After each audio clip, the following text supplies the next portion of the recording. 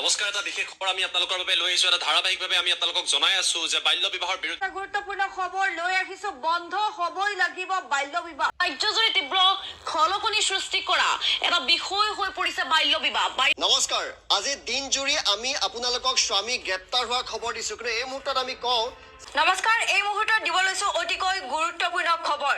যিসকলে 14 বছৰৰ তলৰ নাবালিকা ছোৱালীক অসমত এতিয়া দেখিবলৈ পোৱা গৈছে বাল্য বিবাহে।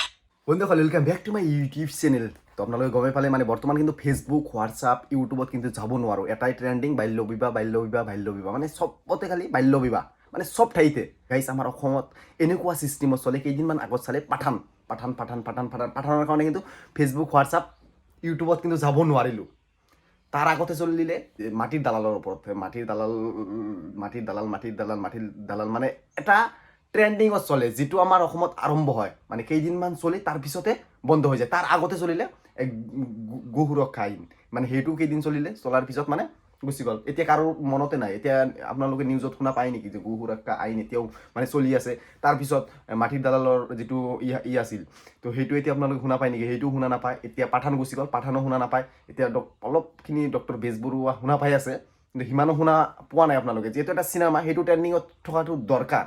কিন্তু বাকী যিবিলাক বস্তু ধৰকচোন বাল্য বিবাহ, এইবিলাক ইমান ট্ৰেণ্ডিঙত থকা মোৰ মতে দৰকাৰ নহয়। যেতিয়া ধৰকচোন আমাৰ অসমত এটা বস্তু আৰম্ভ হয়, কেইদিনমান চলি তাৰপিছতে শেষ হয়। যেনেকুৱা বৰ্তমান G20 চলি আছে। এতিয়া যদি আপুনি গুৱাহাটীত যায়, চাব ৰাস্তা একদম চব ক্লিন কৰি ৰাখিছে। আপুনি যদি পিকো পেলায়, তাৰপিছত আপোনাক মানে ধৰিব পুলিচে। আৰু G20 যেতিয়া শেষ হ'ব, তেতিয়া যদি আপুনি পিক নহয় আৰু বেলেগ বস্তু যদি আপুনি পেলায়, আপোনাক কোনেও নধৰে। মানে এনেকুৱা ছিষ্টেমত চলে। মানে আইনটো অলপ বেলেগকৈ আমাৰ অসমত। মানে আমাৰ অসমত এটা ট্ৰেণ্ডিং আৰম্ভ হয়, আৰম্ভ হোৱাৰ এসপ্তাহমান চলে, তাৰপিছতে মানে এইবিলাক কাৰো মনতো নাথাকে, তাৰপিছত শেষ হৈ যায়।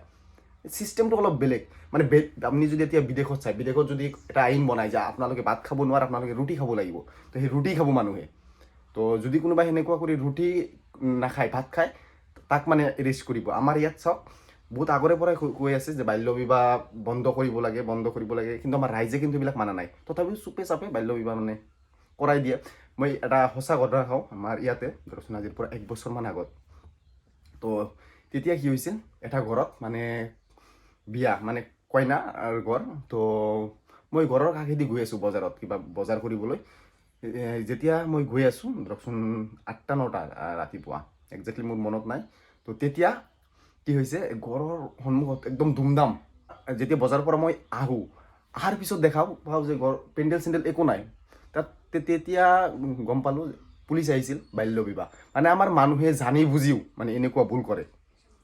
বাল্য বিবাহ চৰকাৰে বহুত আগৰে পৰাই কৈ আছে যে বন্ধ কৰিব লাগে বা কৰাব নালাগে, সেইটো মানে চৰকাৰে ধৰকচোন মানুহক কৈ আছে। কিন্তু আমাৰ ৰাইজে কিন্তু এইবিলাক বুজি নাপাওঁ। আৰু আমি এতিয়া আকৌ চৰকাৰক দুখ দি আছোঁ যে চৰকাৰে এইটো কৰিলে, সেইটো কৰিলে। নিউজত পাইছোঁ গাইজ, বহুত আপোনালোকক কিজানি পাইছে, আমি ওপৰত উঠালোঁ, এতিয়া আমাকে তলত নামাই আছে। এইটো গাইজ কিন্তু চৰকাৰৰ দুখ নহয়। মই ডাইৰেক্ট ধৰকচোন ক'ব পাৰোঁ, মানে মই চৰকাৰৰ দুখ নিদিওঁ, মই যিমান দূৰ গম পাওঁ। বা চৰকাৰক দুখ দিলে কি হ'ব গাইজ, দুখটো আমাৰে, কাৰণ আমিয়ে ধৰকচোন চৰকাৰক কথা মানা নাই। কাৰণ বহুত আগৰে পৰাই মই শুনা মতে মানে শুনি আহিছোঁ বাল্য বিবাহ বন্ধ কৰিব লাগে। তো গাইজ, এটা জ্বলন্ত উদাহৰণ দিম আপোনালোকক। মই এজন বোৱাৰীক লগ পাইছিলোঁ কেইদিনমান আগত কিবা এটা কামত। তো মই বাইদেউক সুধিলোঁ যে আপোনাৰ বয়স কিমান হৈছে? ক'লে যে 35। মই ক'লোঁ যে আপোনাৰ দেখাত 90 বছৰৰ নিচিনা লাগি আছে মোৰ। কয় কিয়? তেতিয়া ক'লোঁ যে আপোনাক বিয়া কেতিয়া হৈছিল? ক'লে যে এনেকুৱা। এইটো দুখটো আপোনাৰ নহয়, একচুৱেলি আপোনাৰ মা দেউতাৰ। সিও মোৰ লগত মানে সঁহাৰি দিলে, ক'লে যে হয়, মই তেতিয়া মানে বিয়াত বহিব বিচৰা নাছিলোঁ, মোৰ মা দেউতাই মানে মোক জোৰকৈ দিলে। তো এইবিলাক লৈ ধৰা কইনাৰ কিন্তু সিমানো এটা দুখ নহয়, যিমান দূৰ আপোনালোকে ভাবে যে ধৰাৰ দুখ।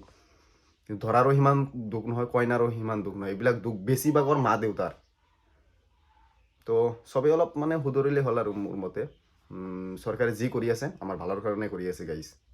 বৰ্তমান যিহেতু ট্ৰেণ্ডিঙত চলি আছে, ইমান আপোনালোকৰ টেনশ্যন ল'ব নালাগে। কেইদিনমান পিছত চাব যে আমাৰ অসমৰ এইটো ট্ৰেণ্ডিং গুচি গৈছে, বেলেগ ট্ৰেণ্ডিং আহিছে। মানে এনেকুৱাই চলি থাকে নহয় আমাৰ অসমত, সেইকাৰণে মই কৈছোঁ। তো এইটোৱে আছিল একদমেই সৰু এটা ভিডিঅ', মানে আপোনালোকক অলপ মেছেজ দিয়াৰ কাৰণে মই ভিডিঅ'টো দিলোঁ আৰু। তো বাই বাই।